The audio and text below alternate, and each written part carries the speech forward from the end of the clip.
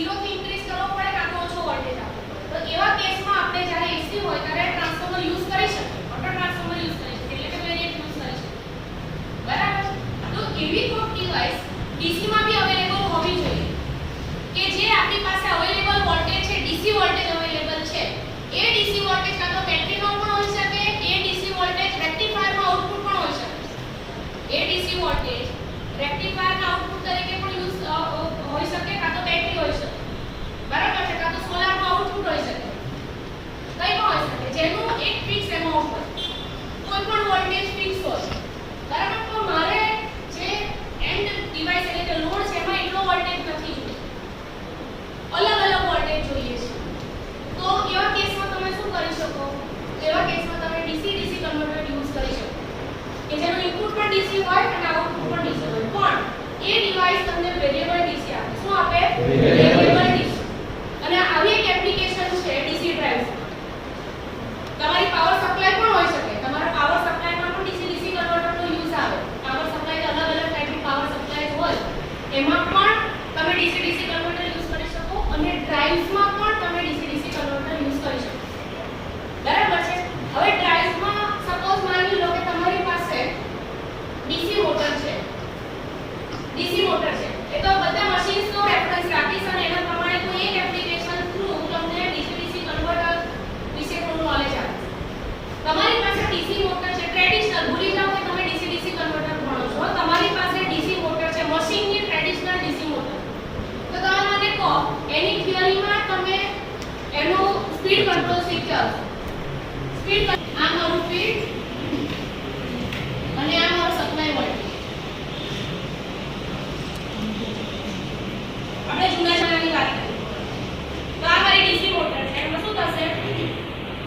આ મારો કરંટ અહીંયા આવશે, ફિલ્ડ કરંટ અહીંયા આવશે, આર્મેચર કરંટ. અને આપણો સ્પીડ કંટ્રોલનું વેલ્યુનું ઇક્વેશન શું છે? n proportional to v minus IRA divided by 5. ભણ્યા છો? બરાબર છે. તો આ પાર્ટ પણ કંટ્રોલ કરે. આ જે v minus IRA છે ને, એ v minus IRA it is nothing but voltage applied across armature. આર્મેચરનો પોતાનો પણ રેઝિસ્ટન્સ હોય. બરાબર છે. તો એનો ડ્રોપ કન્સિડર કરી લો તો સપ્લાય વોલ્ટેજ એટલે એમાંથી તમે આર્મેચરનો ડ્રોપ બાદ કરો તો બાકીનો જે વોલ્ટેજ છે એ આર્મેચરને અપ્લાય કર્યો છે. બરાબર છે. તો એક આપણી પાસે પેરામીટર છે આ ન્યુમેરેટર જેને આપણે અંશ કહીએ ગુજરાતીમાં, અને આ ડિનોમિનેટર એટલે છે. તો ઉપરની વસ્તુ કઈ રીતે કંટ્રોલ કરી શકે? જો સ્પીડને કંટ્રોલ કરવી હોય, એનને કંટ્રોલ કરવી છે, એન કંટ્રોલ કરવી છે, એક ટ્રેડિશનલ વેથી મારે ચેન્જ કરવી તો મારી પાસે કોઈ રસ્તો ખરો? જો આ ઇક્વેશન એવું કહે છે n proportional to v minus IRA divided by 5. તો આ ઇક્વેશન મને એવું કહે છે કે જો હું કાં તો v કાં તો IRA કાં તો 5 ચેન્જ કરીશ તો મારી સ્પીડ ચેન્જ થશે. કાં તો સપ્લાય વોલ્ટેજ, કાં તો IRA ડ્રોપ અને કાં તો 5 એટલે કે ફિલ્ડ પ્લસ ત્રણમાંથી કોઈ પણ વસ્તુ ચેન્જ કરીશ તો મારી સ્પીડ ચેન્જ થશે એટલે સ્પીડ કંટ્રોલ મળશે. બરાબર. હવે મારી પાસે કોઈ બીજો રસ્તો નથી. સપ્લાય વોલ્ટેજ મારો ફિક્સ છે, માની લો કે 100 વોલ્ટ કે 200 ફિક્સ છે. તો મારે આર્મેચર સુધી અલગ વોલ્ટેજ પહોંચાડવો છે. મારે આર્મેચર સુધી અલગ વોલ્ટેજ પહોંચાડવો છે. તો કઈ રીતે? હમણાં મેં તમને સિમ્પલ જે રીતે કીધું કે મારે વોલ્ટેજને ડિવાઇડ કરીને થોડો ડિસ્ટ્રીબ્યુટ કરી દેવો. તેના માટે આપણે સિમ્પલ શું કનેક્ટ કરીએ? આર્મેચર સર્કિટમાં એક એક્સટર્નલ રેઝિસ્ટન્સ કનેક્ટ કરીએ. શું કરીએ? એક્સટર્નલ રેઝિસ્ટન્સ કનેક્ટ કરીએ. તો શું કરીશ? અહીંયા એક એક્સટર્નલ રેઝિસ્ટન્સ કનેક્ટ કરી દઈશ. આનો સિમ્પલ મતલબ શું થશે? આ વોલ્ટેજ અહીંયા અપ્લાય થશે તો બે વચ્ચે ડિવાઇડ થશે. જે ટોટલ વોલ્ટેજ V છે એ બે ભાગમાં ડિવાઇડ થશે. બરાબર. થોડોક આમાં ડ્રોપ થશે અને થોડોક આમાં ડ્રોપ થશે. એટલે હવે બાકીનો આના માટે અવેલેબલ હશે. તો હું આ રેઝિસ્ટન્સને ચેન્જ કરું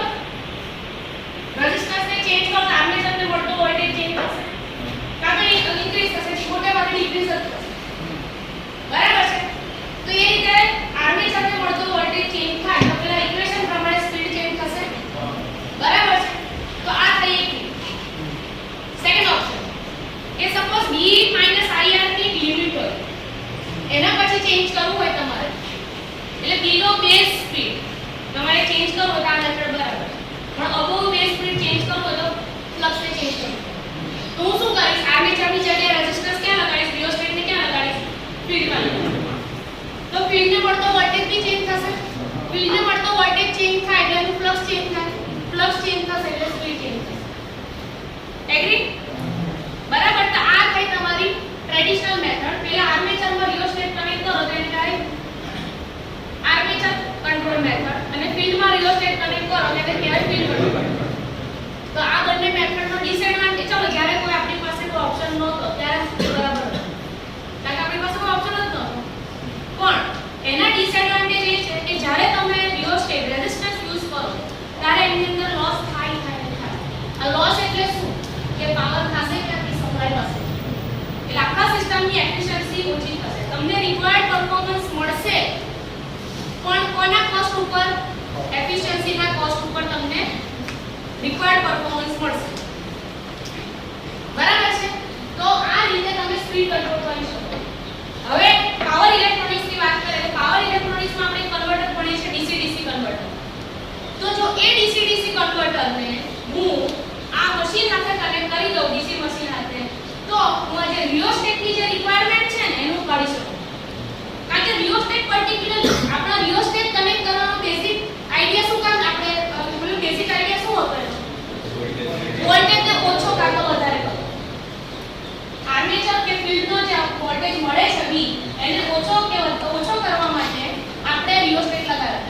પણ એ કામ આપણે DC DC કન્વર્ટરથી કરી શકીએ? તમે શું માનો છો? મારી પાસે DC DC કન્વર્ટર છે તો હું સપ્લાય અને DC મોટરની વચ્ચે સપ્લાય વોલ્ટેજ આમાં જો આપણો સપ્લાય વોલ્ટેજ ડાયરેક્ટલી મોટર સાથે કનેક્ટેડ છે. બરાબર. તો હું એક કામ કરું કે હું મારા સપ્લાય DC સપ્લાય અને મોટરની વચ્ચે એક DC DC કન્વર્ટર ગોઠવી દઉં. તો જે રિયોસ્ટેટ જે કામ કરતું હતું એ હું કન્વર્ટર પાસે કરાવી શકું. બરાબર. તો રિયોસ્ટેટની જે રિક્વાયરમેન્ટ છે પૂરી થાય. રિયોસ્ટેટ જાય તો લોસીસ પણ ઓછા થાય. નો ડાઉટ આવા મોટર્સ આપણે અને ડ્રાઇવ્સ કહેવાય. શું કહેવાય? ડ્રાઇવ્સ એટલે કે DC ડ્રાઇવ્સ. જ્યારે પાવર ઇલેક્ટ્રોનિક્સ કન્વર્ટર ને તમે તમારા મોટર સાથે કોઈ પણ AC કે DC મોટર સાથે કમ્બાઈન કરો તો તમને શું આપે? ડ્રાઇવ્સ આપે. શું આપે?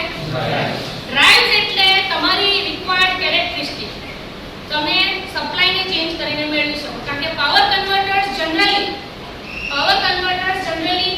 તમને સપ્લાયમાં મોડિફિકેશન કરીને આપે.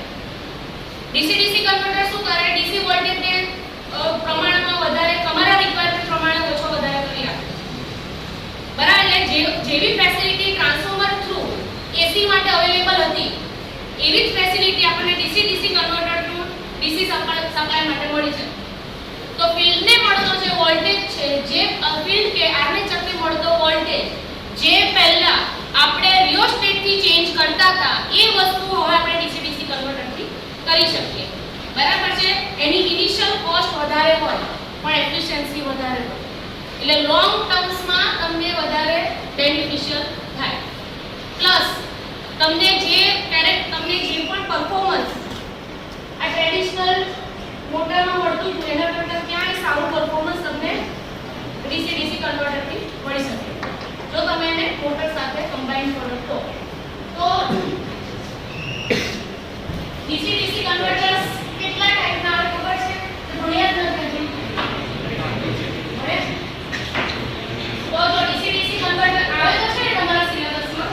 ઓકે. તો આ જે DC DC કન્વર્ટર્સ છે એના આપણે જો ટાઈપ ટ્રાન્સફોર્મર જેવું પહેલા તો એનો ટાઈપ છે સ્ટેપ અપ અને સ્ટેપ ડાઉન. તો જો આને જેનરિક નામ કહેવાય અને શું કહેવાય? Generic name. અને આપણો દેશી નામ છે ચોપર. શું છે? ચોપર.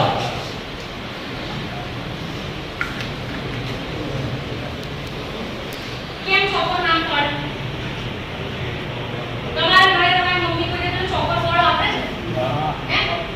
દૂધી હોય ને તો દૂધી કટ કરે ના. કારેલો ને કાટ એટલે જે આખું હોય ને એને કટ કરી આપે. સેમ ટુ સેમ કામ તમારું DC DC કન્વર્ટરમાં થાય. No doubt it is generic word DC DC converter. Chopper કેમ કહે?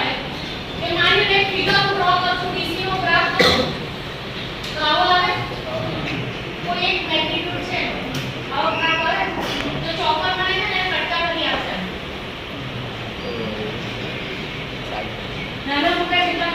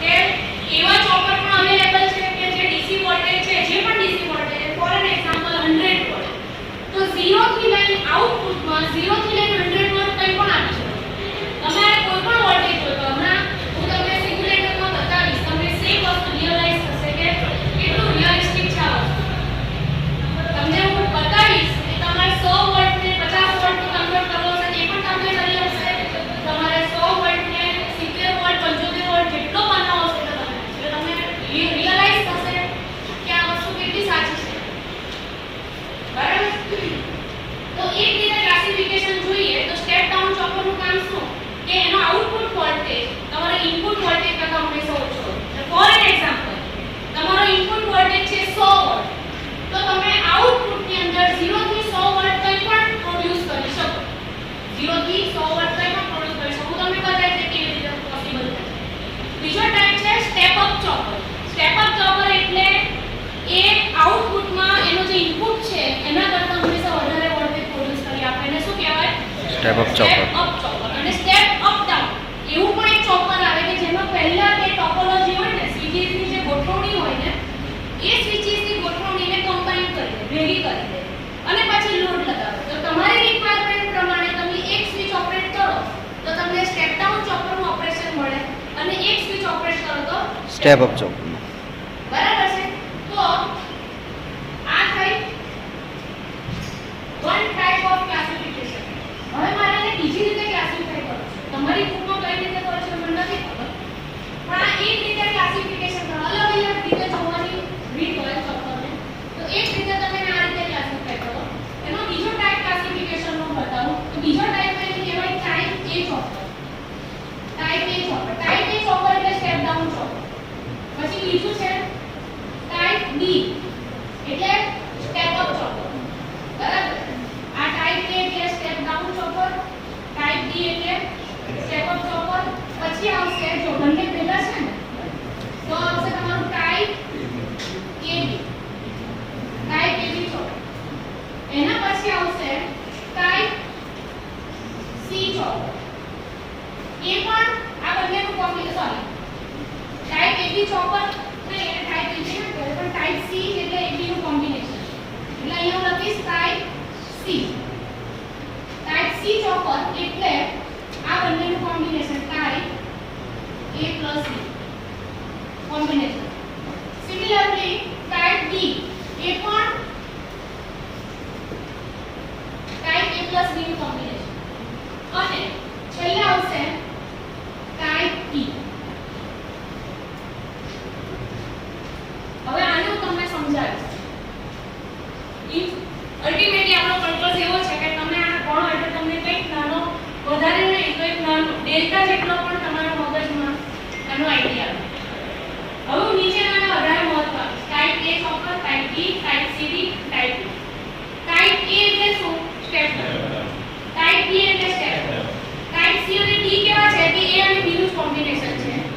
બરાબર. અને ટાઈપ E એ પણ કઈ રીતે અલગ છે? આમ પેલા બધાનું કોમ્બિનેશન છે પણ એ શું યુઝ થાય છે? આમાં બધાની સ્વિચીસની ગોઠવણી છે. બરાબર. તમે અત્યારે ઇલેક્ટ્રિક વ્હીકલ વિશે બહુ સાંભળ્યું હશે. હવે ઇલેક્ટ્રિક વ્હીકલ તો આપણે ડ્રાઇવ ની વાત કરીએ, એને ડ્રાઇવ જ યુઝ થાય. ઇલેક્ટ્રિક વ્હીકલ હોય એને ડ્રાઇવ યુઝ થાય. બરાબર. ડ્રાઇવના પોઈન્ટ ઓફ વ્યૂ તમને આ બધા ચોપર સમજાય. બરાબર. હવે મારે કોઈ મોટરને ચાલુ કરવી છે. મારે કોઈ મોટરને ચાલુ કરવી છે એટલે એને મોટરિંગ કહેવાય. કોઈ મોટરને તમે ચાલુ કરો થોડા મોમેન્ટ માટે, માની લો કે આ મોટર છે ડીસી પર ચાલે, આપણો પંખો છે no doubt single phase AC પર ચાલે, પણ એક મોમેન્ટ માટે માની લો કે આ તમારી ડીસી મોટર છે. આ અત્યારે જે ચાલે છે ને એને શું કહેવાય? મોટરિંગ ઓપરેશન કહેવાય. શું કહેવાય? એટલે માની લો કે મોટરને ચાલુ કરે કામ ચાલુ થાય, વોલ્ટેજ અપ્લાય થાય અને એની સ્પીડ ગેધર થાય. આ મોટરિંગ ઓપરેશન. બરાબર. હવે ચાલુ કન્ડિશનમાં જ છે, સોરી ચાલુ કરે છે, તો મારે માની લો ચોપર થ્રુ મેં એને ચાલુ કરી છે. મારે ચોપર થ્રુ ડીસી મોટર ચાલુ કરી છે મોટરિંગ ઓપરેશન માટે. તો કયું ચોપર વપરાશે? Type A chopper. શું વપરાશે? Generally step down chopper. Generally step down chopper શેના માટે યુઝ થાય? મોટરિંગ ઓપરેશન માટે યુઝ થાય. શેના માટે યુઝ થાય? મોટરિંગ ઓપરેશન માટે. બરાબર છે. તમારે 50 વોલ્ટ, કારણ કે તમે જેટલો વોલ્ટેજ ચેન્જ કરશો એટલી તમને સ્પીડ અલગ અલગ મળશે. 50 વોલ્ટ જોઈએ તો 50 આ સ્પીડ જોઈએ તો 50 વોલ્ટ એટલે થોડી ઇન્ક્રીઝ કરે તો 60 વોલ્ટ. બરાબર. એટલે મેક્સિમમ સ્પીડ કરતા અંદરની કોઈ પણ સ્પીડ તમારે જોઈતી હોય તો એ પ્રમાણે તમે વોલ્ટેજ ચેન્જ કરીને ચોપર થ્રુ મોટર નાખો એટલે તમને સ્પીડ મળશે. આ થયો મોટરિંગ ઓપરેશન. તે કોના થ્રુ પોસિબલ બનશે? Type A chopper. બરાબર. હવે ટાઈપ બી ચોપર એ શું છે? તમારું સ્ટેપ અપ ચોપર. શું છે? તો જનરલી જ્યાં સુધી મને થોડું આઈડિયા લગાવી શકું છું કે ક્લિયર વર્ડમાં લખેલું ના હોય હું આઈડિયા લગાવી શકું છું. કોઈ દિવસ મોટરને એના રેટેડ વોલ્ટેજ કરતાં વધારે વોલ્ટેજ ના આપે. એગ્રી છો? ક્યારે મોટરને એના રેટેડ વોલ્ટેજ કરતાં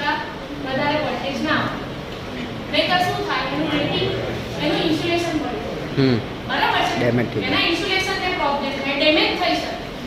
તો સ્ટેપ અપ ચોપર ક્યાં વપરાતો છે?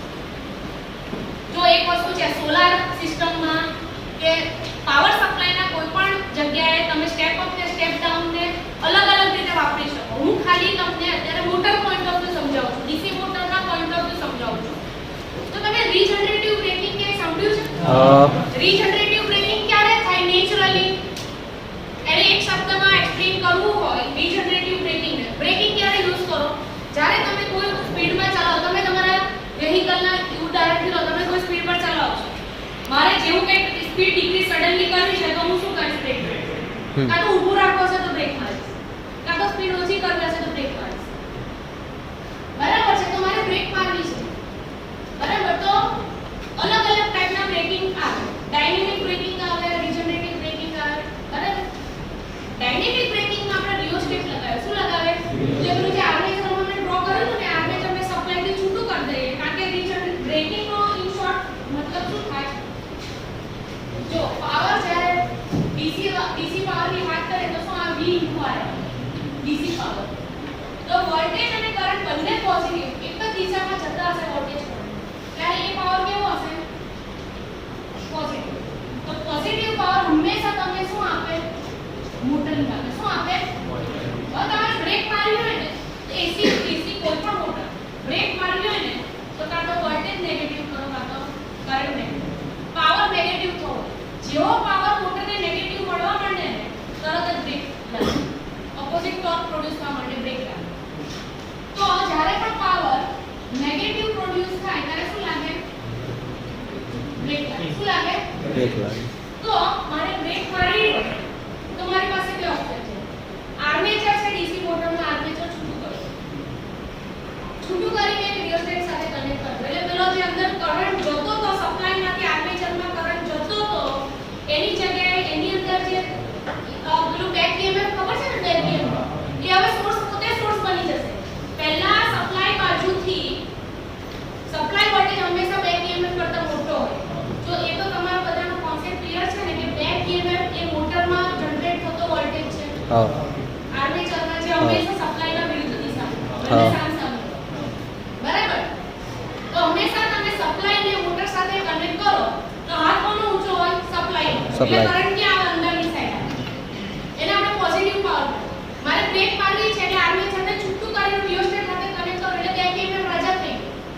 કારણ કે હવે કોઈ સપ્લાય વોલ્ટેજ મળતો નથી, બેક ઈએમએફ પોતે જ સપ્લાય કરે. એટલે એવું કરશે ઊંધી દિશામાં કરંટ ફૂટે. પહેલા જે કરંટ સપ્લાયથી આમ આવતો હતો અંદર આર્મેચરમાં, એ હવે સપ્લાયમાંથી આર્મેચરમાંથી બહાર નીકળશે. કરંટ રિવર્સ થયો, વોલ્ટેજ તો જે જ છે, કરંટ રિવર્સ થાય એટલે પાવર નેગેટિવ થાય, બ્રેક વાળો. પણ આમાં પાછો પ્રોબ્લેમ શું આવ્યો? રિયોસ્ટેટ આવતું છે. રિયોસ્ટેટ પાવર ખાવાવાળી ડિવાઇસ છે. એટલે આ બ્રેક વાગે કોના કોસ્ટ પર વાગે? એફિશિયન્સી. એફિશિયન્સી ઓછી થાય કારણ કે પાવર કેટલો જ થાય. બરાબર, તો રીજનરેટિવ બ્રેકિંગ શું કરે? રીજનરેટિવ બ્રેકિંગ જે નેગેટિવ કરંટ છે, આમાં આપણા કેસમાં જોયું કે આર્મેચર ઊંધો કરંટ કરે છે, તો રીજનરેટિવ કેસમાં, રીજનરેટિવ બ્રેકિંગના કેસમાં શું થાય? કરંટ વેસ્ટ થવાની જગ્યાએ રિયોસ્ટેટમાં વેસ્ટ થવાની જગ્યાએ સપ્લાયને પાછો આપી દે. એટલે પાવર થાય ગ્રીડમાં પેક થાય. એટલે એ ડ્યુરેશનમાં મોટર કોઈ પાવર લેશે નહીં. એટલે કે મોટરની એફિશિયન્સી વધશે. એગ્રી છો? તો રીજનરેટિવ બ્રેકિંગ જો ડીસી મોટર તો બધાને આઈ થિંક ક્લિયર છે. તો એના કરંટ ઇક્વેશન શું આવે? Armature current is equal to V minus back EMF divide by resistance. આવું ઇક્વેશન આવે ડીસી મોટરના કરંટનું. બરાબર, તો જનરલી કોનો હાથ ઊંચો હોય? આનો હાથ ઊંચો હોય. જ્યારે મોટરિંગ ઓપરેશન હોય ત્યારે આનો હાથ ઊંચો હોય. વોલ્ટેજ પણ પોઝિટિવ, કરંટ બી પોઝિટિવ. બરાબર છે, એટલે મારી જે મોટર છે આ રીતે ડ્રો કરું.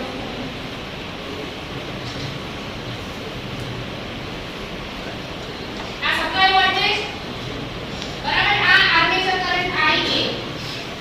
બરાબર, અને અહીંયા જે પ્રોડ્યુસર છે ઓપોઝિટ ડાયરેક્શનમાં શું પ્રોડ્યુસ થતો છે? Back EMF. બરાબર, એટલે આર્મેચર સર્કિટ જોઈએ તો આનો સપ્લાય વોલ્ટેજ અને આ આર્મેચરનો રેઝિસ્ટન્સ અને આ બેક ઈએમએફ. હંમેશા મોટર લોડ શેનાથી રિપ્રેઝન્ટ કરાય? RL. કેનાથી રિપ્રેઝન્ટ કરાય? આ મારો આર્મેચરને મળતો વોલ્ટેજ અને આ મારો સપ્લાય વોલ્ટેજ. પણ આ વોલ્ટેજ જે બેક EMF છે એ ઓલવેઝ આના કરતા કેવો હોય? નાનો જ હોય. એટલે કરંટની દિશા કઈ હોય? આમ. હવે આર્મેચરને ડિસ્કનેક્ટ કરી દો અને અહીંયા રિયોસ્ટેટ સાથે લગાવી દો. આ કરંટ આમ જવાની જગ્યાએ પ્રોડ્યુસ કરશે અને રિયોસ્ટેટમાંથી પાસ કરવાનો. પણ એ વેસ્ટ છે. તમને મેં એક્સપ્લેન કર્યું એ એફિશિયન્સી ઓછી થશે. બરાબર. તો એવા મોમેન્ટ્સ ક્યારે આવે જ્યારે રિજનરેટિવ બ્રેકિંગ થાય? ટ્રેડિશનલી એવા કયા ઓકેઝન છે કે જ્યારે એની જાતે રિજનરેટિવ બ્રેકિંગ થાય? રિજનરેટિવ બ્રેકિંગ એટલે સમજો છો ને કે તમારે આર્મેચરને સપ્લાયથી ડિસ્કનેક્ટ નહીં કરો, એઝ ઇટ ઇઝ જ રહેશે. પણ એની હાઉ તમારો જે બેક EMF છે ને એ સપ્લાય વોલ્ટેજ કરતા મોટો થઈ જાય. નોર્મલ કન્ડિશનમાં મોટરિંગ ઓપરેશન બરાબર સમજો. મોટરિંગ ઓપરેશનમાં આ મોટો હોય અને આ નાનો હોય. એટલે કરંટ પોઝિટિવ, આ મોટરના નાનો એટલે ન્યુમેટર કેવું રહેશે? પોઝિટિવ જ રહેશે. એટલે current B positive. Current positive એટલે સપ્લાયમાંથી કરંટ આર્મેચરને મળે, એને પોઝિટિવ કરંટ. મારે રિજનરેટિવ બ્રેકિંગ અપ્લાય કરવું. શું કરવું છે? રિજનરેટિવ બ્રેક અપ્લાય કરવું. તો એનો મતલબ એવો થાય, રિજનરેટિવ બ્રેક અપ્લાય કરવાનો મતલબ એવો થાય કે આ કરંટ છે ને રિવર્સ થશે અને કોને મળશે? ગ્રીડને મળશે. પાવર ઊંધો છે ને ગ્રીડને મળવા મળશે. એટલે કશું લોસ જાય નહીં. હાઈ એફિશિયન્સીમાં કામ કરે એટલે એ બેનિફિશિયલ છે, એમાં કોઈ લોસ થાય નહીં. તો મારે એવું કરવું હોય તો શું કરવું? પેલું ઇક્વેશન શું કહે છે? જ્યારે મારો બેક EMF આ કોઈ બી રીતે મોટો બનાવી દો, કોના કરતા? Supply voltage. બરાબર. તો આ બાદબાકી કેવી આવશે? માઈનસ આવશે. માઈનસનો મતલબ શું થાય? જે દિશામાં કરંટ પહેલા આવતો હતો એની ઊંધી દિશામાં.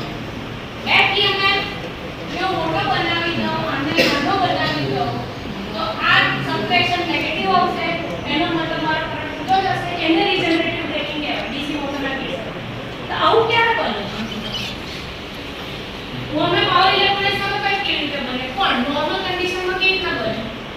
એક વાક્યમાં કહીએ તો એવું કહેવાય કે જ્યારે મારો લોડ મોટરને ડ્રાઈવ કરે, જનરલી મોટર લોડને ડ્રાઈવ કરતી હોય, મોટરની સાથે લિફ્ટ કનેક્ટેડ હોય તો એને ઊંચી લઈ જવી હોય લિફ્ટને, તો મોટર એને ડ્રાઈવ કરવું પડે, એને વજન ઊંચાડવું પડે તો મોટર ચાલી શકે. એટલે શું કહેવાય?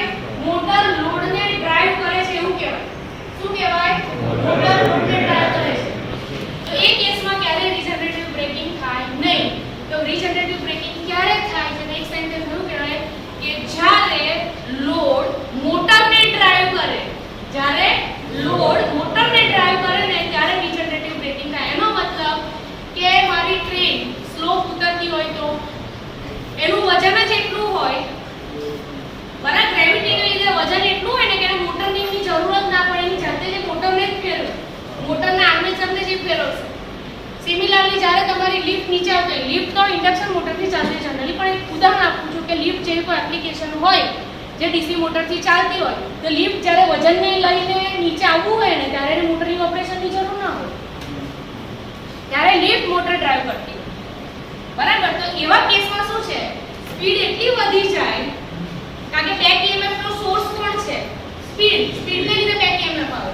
તો સ્પીડ એટલી બધી વધી જાય નોર્મલ સ્પીડ કરતા કે બેક EMF ની વેલ્યુ તમારા સપ્લાય વોલ્ટેજ કરતા વધી જાય. તો કરંટ ઊંધો થાય. કરંટ ઊંધો થાય એટલે રિજનરેટિવ બ્રેકઅપ. પણ આ તો થઈ આવી કોઈ નેચરલ પ્રોસેસ થતી હોય કે જ્યારે તમારો લોડ મોટરને ડ્રાઈવ કરે એની રાહ જોવી પડે, એવા કેસમાં જ ખાલી રિજનરેટિવ બ્રેકિંગ થાય. બાકીના કેસમાં બ્રેક મારવી હોય, ટ્રેન આમ ચડતી હોય ત્યારે બ્રેક મારવી હોય તો ત્યારે તો રિજનરેટિવ બ્રેકિંગ વાગે જ નહીં. એની સ્પીડ નથી વધારવાના. આર્મેચરની સ્પીડ તમે એટલી બધી વધારી ના શકો. સપ્લાય અને જ્યાં સપ્લાયને ડ્રાઈવ કરતો હશે ત્યાં તો સવાલ જ નથી કે આર્મેચરની સ્પીડ સપ્લાય મતલબ વધે અને બેક EMF વધે. તો એવા કેસમાં તમે DC-DC કન્વર્ટરનો યુઝ કરી શકો. કયું DC-DC કન્વર્ટર? બીજા ટાઈપ સ્ટેપ અપ, જેને કહેવાય ટાઈપ બી ચોપર.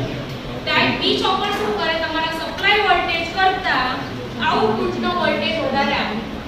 તો જો એ ચોપર ઓપરેશન હું મોટરમાં ઇન્કોર્પોરેટ કરી દઉં તો જ્યારે મારે બ્રેક વધારે મારવી હોય ત્યારે હું રિજનરેટિવ બ્રેક મારી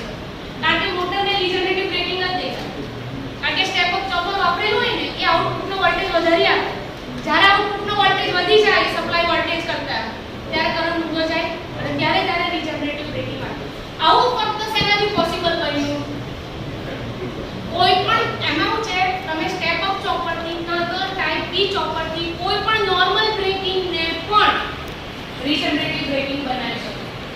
એટલે મોટરને બ્રેકિંગ જ રીજનરેટિવ બ્રેકિંગ દેખાય. બરાબર છે. એટલે કોઈ પણ કેસમાં જે બ્રેક વાગે એ બ્રેક રીજનરેટિવ જ હોય અને એટલે તમારી હાઈ એફિશિયન્ટ બ્રેક કહેવાય. બરાબર છે. તો એ શેનાથી પોસિબલ બને? Type B chopper. એટલે એક સાદી વસ્તુ મગજમાં બેઠી. ટાઈપ એ ચોપર એટલે motoring operation, type B chopper એટલે બ્રેકિંગ ઓપરેશન. Braking operation. ખાલી આ મોટરના પોઈન્ટ ઓફ વ્યૂ કહું. બાકી સ્ટેપ અપ અને સ્ટેપ ડાઉન ચોપરના પોતપોતાના બીજા એપ્લિકેશન્સ પણ છે. જેમ કે જ્યારે તમે સોલાર વાપરો ને, સોલાર સિસ્ટમ જ્યારે વાપરી હોય ત્યારે તમે સ્ટેપ અપ ચોપર વાપરતા હોય. બૂસ્ટ કન્વર્ટર એટલે શું કહેવાય? Boost converter. બક અને બૂસ્ટ. જો આમ ત્રીજું નામ યાદ આવ્યું મને. આને કહેવાય buck operation. Step down chopper એટલે બક કન્વર્ટર. બરાબર. સ્ટેપ અપ ચોપર એટલે બૂસ્ટ અને આ એટલે બક બૂસ્ટ. બરાબર. તો બૂસ્ટ કન્વર્ટર જનરલી જ્યાં સોલારની પ્લેટો હોય ને તેને ગ્રીડ સાથે કનેક્ટ કરવાની હોય ત્યારે આપણે બૂસ્ટ કન્વર્ટર યુઝ કરતા. ત્યારે બ્રેકિંગ માટે યુઝ નથી થતા. એ સપ્લાય માટે યુઝ થાય. એ અલગ એપ્લિકેશન છે. હું અત્યારે તમારી સાથે જે ડિસ્કસ કરું છું એ શેના માટેનું છે? મોટર માટે. જ્યારે ડ્રાઇવ બનાવીએ ને ત્યારે ડ્રાઇવ માટે મશીન સાથે મોટર સાથે તમે જ્યારે ચોપર વાપરો ત્યારે સ્ટેપ ડાઉન ચોપર એટલે કે બક કન્વર્ટર એ કયું ઓપરેશન આપે તમને? Motoring operation. Type B chopper શું આપે? Braking operation. બરાબર. એટલે તમે માનો કે તમે વ્હીકલ ચલાવો તેમાં એ ડ્રાઈવ આપે તો કોઈ એવું વ્હીકલ હોય જેમાં ખાલી મોટરિંગની જરૂર હોય, કૂદીને નીચે ઉતારવાના કે છૂટા છોડ દેવાના એવું બને? મોટરિંગ હોય તો બ્રેકિંગ હોય તો મારે એવું કન્વર્ટ આ તો પેલું છૂટું સમજવા માટે બરાબર છે કે બીજા એપ્લિકેશનમાં વપરાય. પણ તમે મિનિમમ જ્યારે સ્કૂટર વાપરતા હોય ટુ વ્હીલર ત્યારે તો મોટરિંગ અને બ્રેકિંગ બંને જોઈએ ને. તો મારી પાસે એવું બી કન્વર્ટર હોવું જોઈએ. એવું જ કન્વર્ટર એક્ચ્યુઅલી હોવું જોઈએ કે જે બક અને બૂસ્ટ બંને આપે. એટલે મારે મોટરિંગ ઓપરેશનની જરૂર હોય ત્યારે હું એને બકમાં ચલાવું એટલે કે સ્ટેપ ડાઉનમાં ચલાવું. અને જ્યારે મારે બ્રેક મારવી હોય ત્યારે સ્ટેપ બૂસ્ટિંગ અપ. ઓપરેશન કરી આપું. બરાબર છે. તો એ વખતે કયા કન્વર્ટર યુઝ થાય? એટલીસ્ટ ટુ વ્હીલરમાં મારે એવું ઓપરેશન, એવી ટોપોલોજી જોઈએ, સ્વિચીસનું એવું કોમ્બિનેશન જોઈએ જે મને મોટરિંગ પણ આપે એટલે વોલ્ટેજને સ્ટેપ ડાઉન બી કરી આપે અને બ્રેકિંગ એટલે કે સ્ટેપ અપ બી કરી આપે. બંને ટાઈપના કન્ફિગ્યુરેશન ભેગા જોઈએ. તો એ મને કોણ આપશે? ત્રીજા નંબરના ટાઈપ સી અને ટાઈપ ડી, જેમાં સ્ટેપ અપ સ્ટેપ ડાઉન બંનેનું કોમ્બિનેશન હોય. બરાબર. ખાલી બંનેના ક્વોડ્રન્ટ અલગ છે. બરાબર. ટાઈપ સી અને ટાઈપ ડી એટલે એક જોઈએ. ટુ વ્હીલર માટે એટલીસ્ટ ટુ ક્વોડ્રન્ટ ઓપરેશન જોઈએ. શું જોઈએ? સ્ટેપ ડાઉન એટલે ક્વોડ્રન્ટ વાઇઝ સમજો. તમારે ફોર ક્વોડ્રન્ટ ઓપરેશન બી આવતું હશે. આ એક્સિસ ઉપર સૌથી ઓછું કરંટ લઈ લો અને આ એક્સિસ ઉપર વોલ્ટેજ લઈ લો. તો આ મારો નેગેટિવ કરંટ અને આ મારો નેગેટિવ વોલ્ટેજ થશે. તો સ્ટેપ ડાઉન ચોપરને હું મોટરિંગ માટે યુઝ કરું તો મને કયું ઓપરેશન મળે? મોટરિંગ. મોટરિંગ એટલે પાવર કેવો હોય? પોઝિટિવ હોય. પાવર કેવો હોય? પોઝિટિવ. તો અહીંયા મારે પોઝિટિવ પાવર જોઈએ. બરાબર. તો આ ક્વોડ્રન્ટ છે જેમાં હું પોઝિટિવ પાવર પ્રોડ્યુસ કરી શકીશ. બરાબર છે. અને મને શું મળશે? મોટરિંગ ઓપરેશન મળશે. શું મળશે? Motoring operation. હવે મારે બ્રેક મારવી હોય તો કાં તો વોલ્ટેજ અને કાં તો કરંટ નેગેટિવ કરવા પડે. બરાબર છે. તો હું આ ક્વોડ્રન્ટ તમે જો વોલ્ટેજ પોઝિટિવ છે, કરંટ નેગેટિવ છે. તો પાવર કેવો આવશે? નેગેટિવ આવશે. પાવર કેવો આવશે? નેગેટિવ. તો અહીંયા મને કયું ઓપરેશન મળશે? બ્રેકિંગ.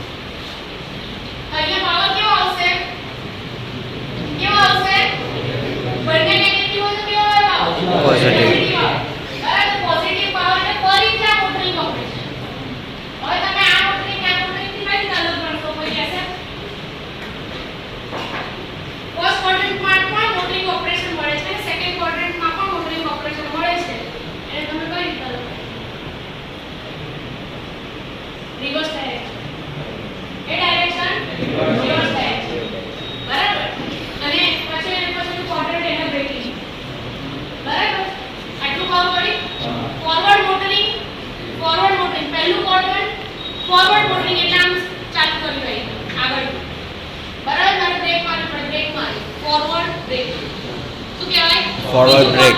ફોરવર્ડ બ્રેક આગળ. ત્રીજું ક્વોડ્રન્ટ આખો સપ્લાય નેગેટિવ કરી નાખ્યો. જે હતો એની ઊંધી પોલારિટી. Reverse mode. એટલે મોટર જે દિશામાં પહેલા ચાલતી હતી ફર્સ્ટ ક્વોડ્રન્ટમાં એની ઊંધી દિશામાં ચાલવા લાગશે. એટલે રિવર્સ મોટરિંગ. ચોથા ક્વોડ્રન્ટમાં પાછળ જતા જતા બ્રેક મારવી પડે. પાછલી સ્પીડમાં એટલે રિવર્સ બ્રેક. બરાબર? ઓકે. તો મેં તમને ટુ વ્હીલરની વાત કરી. ટુ વ્હીલર વાપરો એટલીસ્ટ ટુ ક્વોડ્રન્ટ તો વાપરવા જ પડે. બરાબર છે? Forward motoring, forward brake. Four wheeler આગળ ગાડી લઈ ગઈ, આગળ બ્રેક મારે. પાછળ ગાડી લઈ ગઈ, પાછળ બ્રેક મારે. ચારે ચાર ક્વોડ્રન્ટ વપરાય. હા. તો એક સ્વિચીસનું એવું એક કન્ફિગ્યુરેશન જોઈએ. સ્વિચીસની એવી ટોપોલોજી જોઈએ જેમાં મને બધા ક્વોડ્રન્ટનું ઓપરેશન મળે. એ કહું તમારો ટાઈપ ઈ ચોક. ટાઈપ ઈ ચોક. એટલે મારે જ્યારે ગાડીને ફોરવર્ડ લઈ જવી હોય ત્યારે કોઈ પણ બે સ્વિચ ઓપરેટ કરું તો ગાડી આગળ. બ્રેક મારવી હોય તો એક સ્વિચ બંધ કરીને તો બીજી ઓપરેટ કરવું એટલે બ્રેક બંધ. એટલે ચાર સ્વિચીસનું કોમ્બિનેશન હોય ટાઈપ ઈ ચોક. ભાઈ રિવર્સ લઈ જવું હોય ત્યારે એ જે ઓપોઝિટ ડાયાગોનલ જે બે સ્વિચ ચાલતી હતી એની ઓપોઝિટ ડાયાગોનલ વાળી બે સ્વિચ વાપરવાની.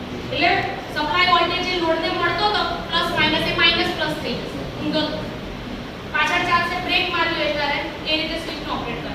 એટલે સ્વિચીસનું આવું એવું તમને એવું કોમ્પ્લેક્સ કન્ફિગ્યુરેશન આપેલું સમજવા માટે તો વાંધો નથી, બહુ સિમ્પલ લાગે. પણ જ્યારે ખરેખર આપણે સિમ્યુલેશનમાં બનાવવું હોય ત્યારે તો બહુ એટલે સ્વિચીસનું એવું કોમ્બિનેશન કે તમને બક બૂસ્ટ બધા ઓપરેશન આપે ફોરવર્ડ ડાયરેક્શનમાં, બેકવર્ડ ડાયરેક્શનમાં. તો જ્યારે ફોર વ્હીલર તમારે ટુ વ્હીલર માટે બે ક્વોડ્રન્ટ જરૂરી છે, only buck and boost. Forward ડાયરેક્શનમાં ફોરવર્ડ બૂસ્ટ અને forward buck and forward boost. એટલે ફોરવર્ડ મોટરિંગ, ફોરવર્ડ બ્રેક. પણ જ્યારે તમે ફોર વ્હીલર બનાવતા હો ડ્રાઇવ્સની ત્યારે તમારે રિવર્સ ડાયરેક્શનમાં પણ મોટરિંગ અને બ્રેકિંગ જોઈએ. તો ઓલ ફોર ક્વોડ્રન્ટ્સ તમારા કવર થવા જોઈએ જે તમને શેનાથી મળે? ટાઈપ ઈ ચોક. ડન છે આટલું? હવે હું તમને વધારે બોર નહીં કરીશ. હું તમને એક સાદું બક કન્વર્ટર લઈ સિમ્પલ એનું ઓપરેશન સમજાવી અને સિમ્યુલેશનમાં હું તમને બતાવી દઈશ એટલે તમને મજા આવશે સિમ્યુલેશનમાં.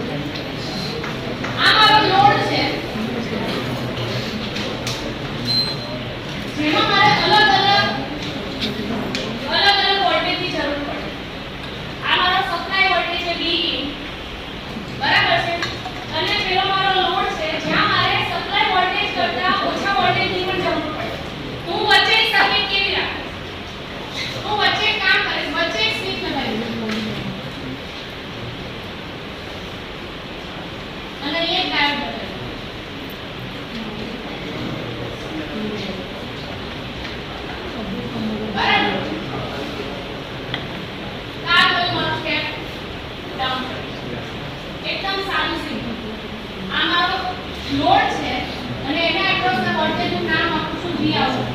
V cos V plus minus આ પ્લસ માઈનસ આઉટપુટ વોલ્ટેજ અને ઇનપુટ વોલ્ટેજ. તમારો ઇનપુટ વોલ્ટેજ કેવો છે? ફિક્સ છે. મારો ઇનપુટ વોલ્ટેજ કેવો છે? ફિક્સ છે. માની લો 100 બરાબર. અને આ મારો આઉટપુટ વોલ્ટેજ છે. હું તમને એક સિમ્પલ ક્વેશ્ચન પૂછું છું કે મારે આઉટપુટનો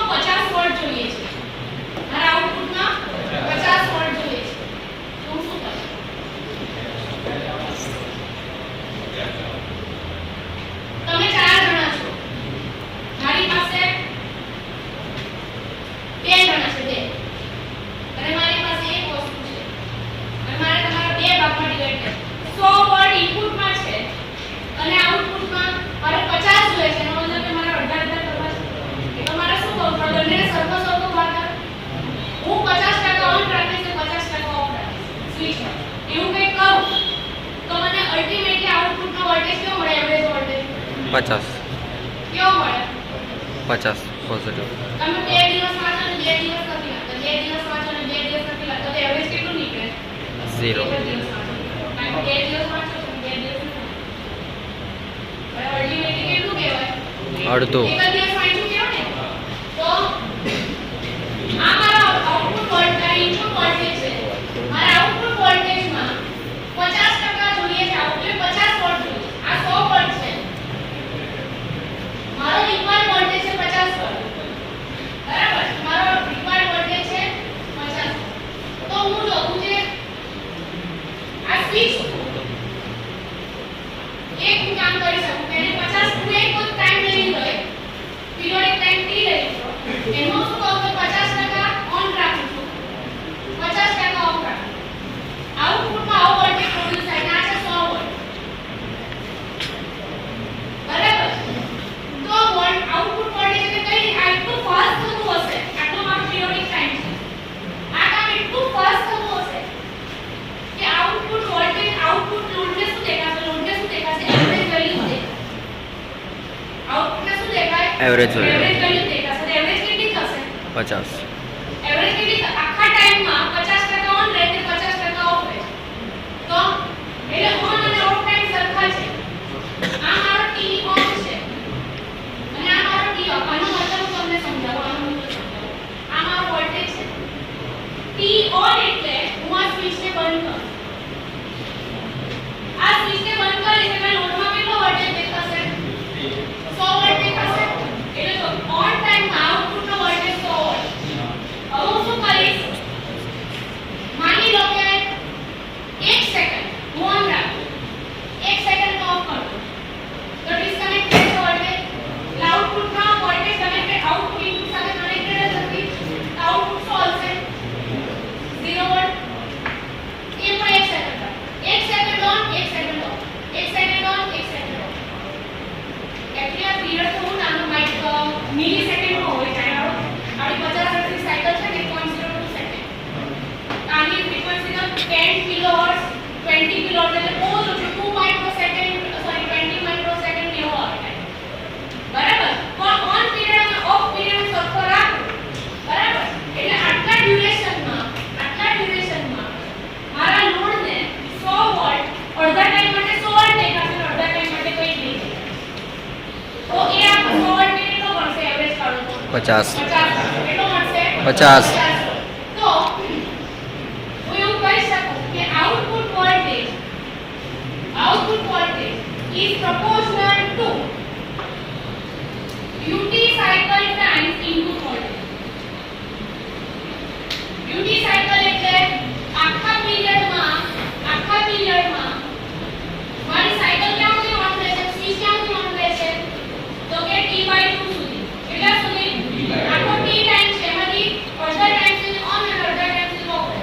તો મારો જે ડ્યુટી સાયકલ એટલે t on divide by total t. t on divide by total t. પણ t on કેટલો છે? t/2 છે. કેટલો છે? t/2 divide by t. એટલે t કેન્સલ, આન્સર આવશે 1/2. બરાબર, તો v0 is equal to v in divide by 2 લખાય. તો અત્યારે આપણો વોલ્ટેજ કેટલો છે? 100 divide by 2 એટલે આઉટપુટ વોલ્ટેજ કેટલો આવે? ડન છે આટલું? હવે માની લો, હવે તમે મને કહેશો મારે 75 વોલ્ટ 25 વોલ્ટ જોઈએ છે, 25 વોલ્ટ આઉટપુટ. તો હું શું કરીશ એમ કહો. t1 કેટલો રાખીશ, t ઓફ કેટલો? આટલો પીરિયડ છે મારી પાસે, પીરિયોડિક ટાઈમ સેમ છે. મારે આઉટપુટમાં હવે 25 વોલ્ટ જોઈએ. શું કરીશ? કેટલા ટાઈમ સુધી ઓન રાખી? સીધી પ્રોપોર્શનાલિટી છે. 50% ઓન રાખું, 50% ટાઈમ, ટોટલ ટાઈમનો 50% એટલે અડધો ટાઈમ ઓન રાખીશ તો 50 વોલ્ટ મળશે. તો 25% ઓન રાખવાનું. બરાબર, તો આ ડ્યુરેશન છે ઈઓ છે. આને 4 ભાગ પાડી દો, 1 2 3 4. તો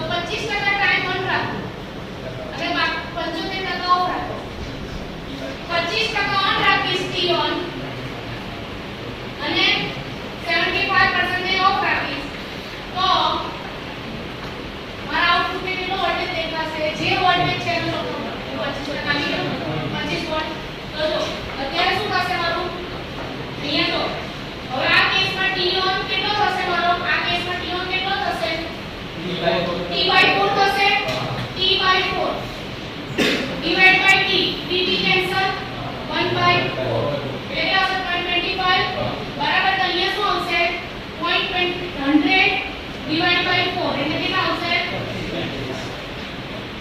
આવે આવું જોવું છે આવા સિમ્યુલેશનમાં હાઈ કેટલો છે વોલ્ટેજ 50 વોલ્ટ છે એટલે આમાં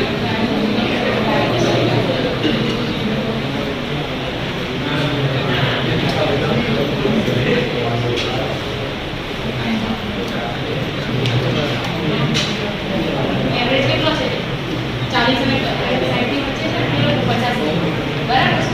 હવે એટલે આ એવરેજિંગ નું કામ કોણ કરશે આપણે એમના આપણે એવરેજ ફાઇન્ડ કરવું હોય ને એનો જે ચોક વોલ્ટેજ છે કારણ મેથમેટિકલ ઇક્વેશન પણ પ્રેક્ટિકલી એવી રીતે ડિવાઇસ છે જે વોલ્ટેજ એવરેજ કરીને આપણે થોડી કેપેસિટર જો કેપેસિટર નહીં રાખું તો મને ચોક વોલ્ટેજ જ દેખાશે. શું દેખાશે ચોક વોલ્ટેજ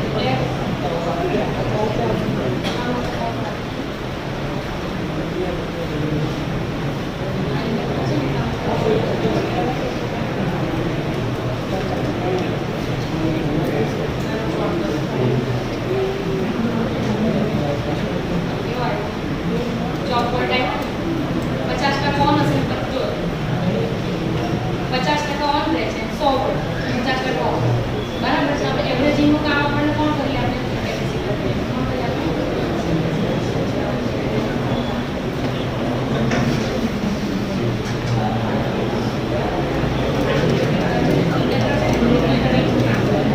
આ તો ઓછો છે તો અહીંયા આટલો નાનો છે કેપેસિટર વધારી દઈશું તો એ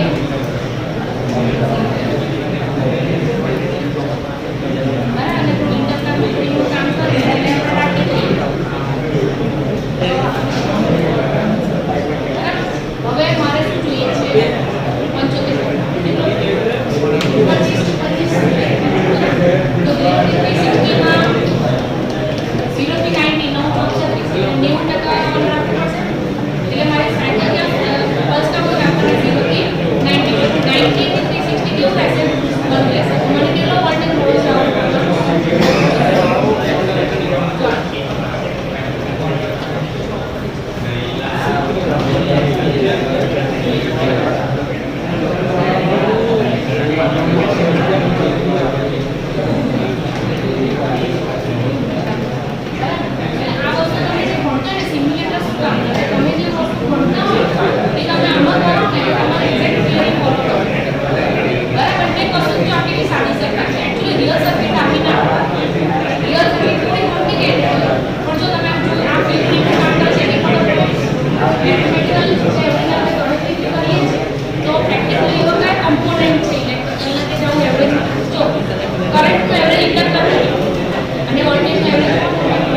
કેપેસિટર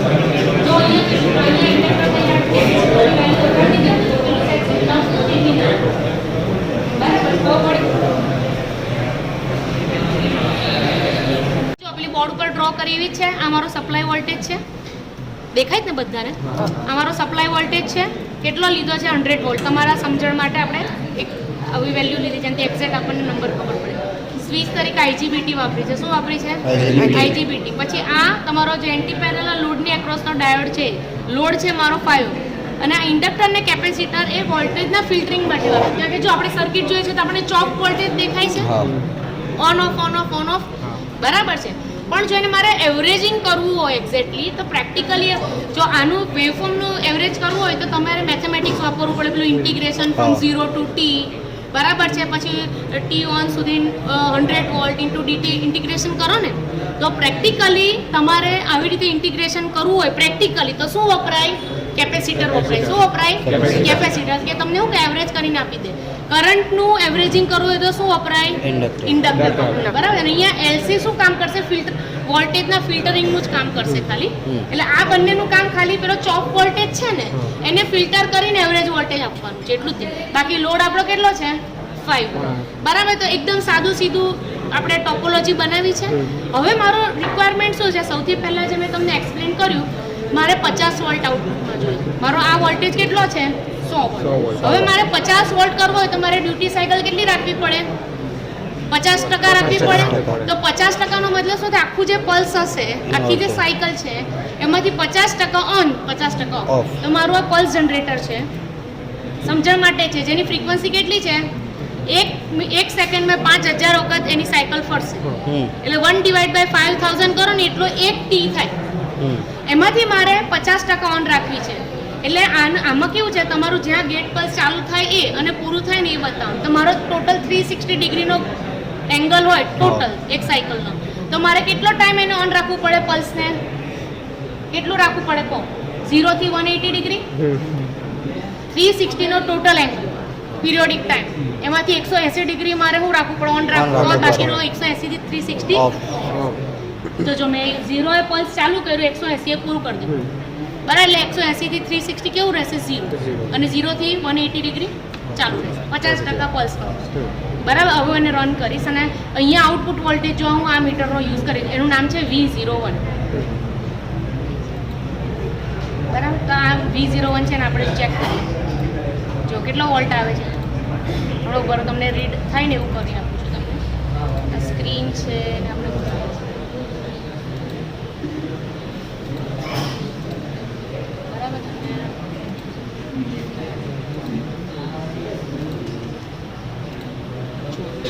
કેટલો છે એક્ઝેક્ટલી?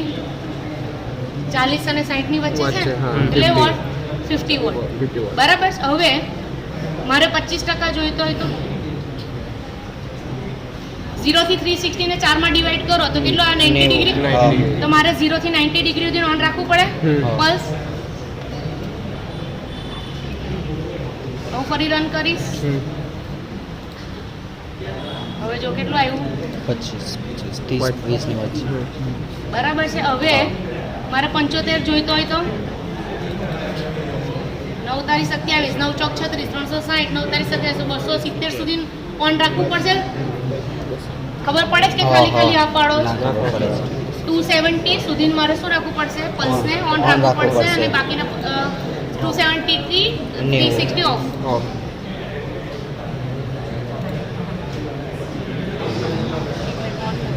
થઈ ગયો ને? જો 75 થઈ, જો ના ખબર પડે તો જો કેટલું બતાવે છે? 7.47 આટલું છે ને, ઇન્ટુ 1 એટલે 74.75, એટલે થઈ ગયું ને 75, બરાબર ને? તો આ રીતે તમે બક કન્વર્ટરને સમજી શકો. એટલે આ સિમ્યુલેટરથી સમજો તો તમારી થિયરી વધારે ક્લિયર થાય.